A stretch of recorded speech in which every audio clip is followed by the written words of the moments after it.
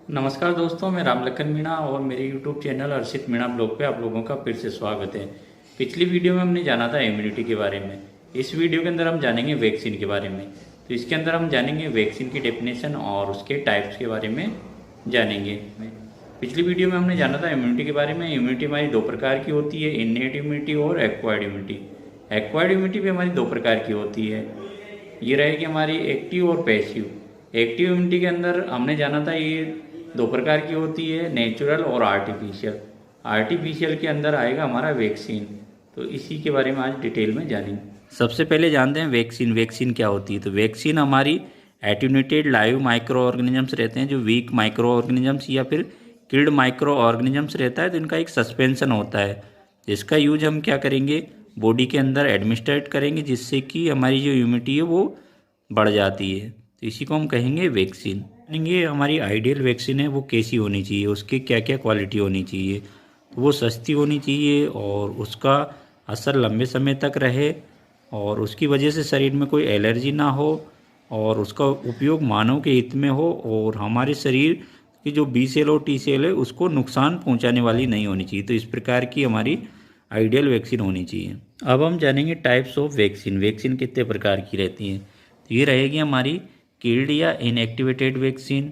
दूसरी रहेगी live एटीन्यूटेड vaccine. तीसरी रहेगी टॉक्सॉइड वैक्सीन। चौथी रहेगी रिकॉम्बिनेंट वैक्सीन। पांचवी रहेगी सब यूनिट वैक्सीन और लास्ट 6 नंबर की रहेगी कॉन्जुगेटेड वैक्सीन।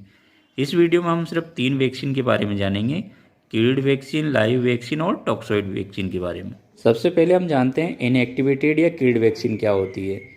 किल्ड वैक्सीन में ऑर्गेनिजम्स, जो माइक्रो ऑर्गेनिजम्स रहते हैं, उनको हम फॉर्मेल्डिहाइड, फिनाइल या फिर गामा रेडिएशन के माध्यम से इनएक्टिवेट कर देते हैं या किल्ड कर देते हैं। उपयोग करेंगे तो बॉडी के अंदर इसके विपरीत एंटीबॉडी उत्पन्न होगी और हमें बीमारियों से बचाएगी। किल्ड वैक्सीन के कुछ एग्जाम्पल है, कौन कौन सी जो वैक्सीन है वो किल्ड वैक्सीन के अंदर आती है। तो ये रहेगी हमारी polio vaccine, hepatitis A vaccine, rabies की vaccine, influenza vaccine, pertussis, typhoid, cholera और प्लेग। ये वैक्सीन है, ये किल्ड वैक्सीन के अंदर आती हैं।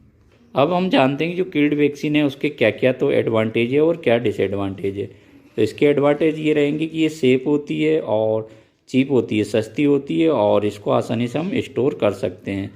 अब इसके डिसएडवांटेज की बात करें तो इसके लिए हमें लार्ज नंबर में ऑर्गेनिजम्स की ज़रूरत पड़ती है बनाने के लिए और इसके बूस्टर डोज लगानी पड़ती है, जब जाके ये काम करती है और ये एनाफाइलैक्सिस रिएक्शन क्रिएट करती है। दूसरी वैक्सीन रहेगी हमारी लाइव या एटीन्यूटेड वैक्सीन। लाइव या एटीन्यूटेड वैक्सीन में हम माइक्रो ऑर्गेनिजम्स को एटीन्यूटेट कर देते हैं, उसको वीक कर देते हैं, जिससे कि उसकी जो पैथोजन सिटी है वो नष्ट हो जाती है, लेकिन उसकी जो एंटीजन सिटी है वो बनी रहती है। जब इसे लगाते हैं तो शरीर में एंटीजन के विरोध में उस डिजीज़ के प्रति एंटीबॉडी उत्पन्न होती है और हमें बीमारियों से बचाती है।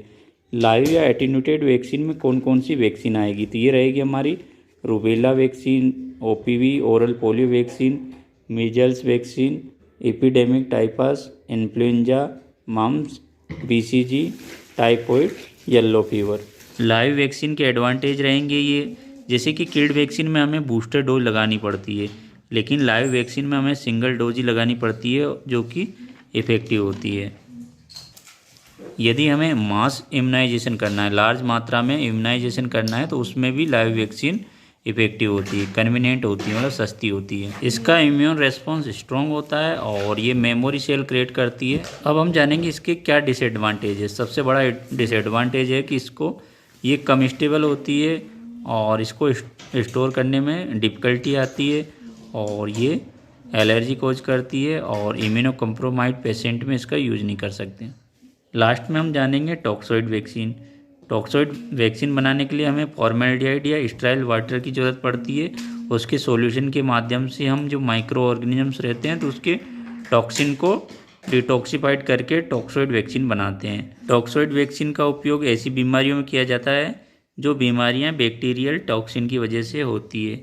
इसके एग्जाम्पल है हमारी टिटनस, डिप्थेरिया, पर्टूटिस वैक्सीन। ये सब हमारी टॉक्सॉइड वैक्सीन में आएगी। इसके एडवांटेज होते हैं, ये सेफ होती है, स्टेबल होती है, इन्फेक्शन कोज नहीं करती। और इसके डिसएडवांटेज, ये एनाफाइलेटिक रिएक्शन कोज करती है और इसकी बूस्टर डोज की ज़रूरत पड़ती है। जितने भी ऑल इन्फेक्शन हैं उनके लिए ये अवेलेबल नहीं होती।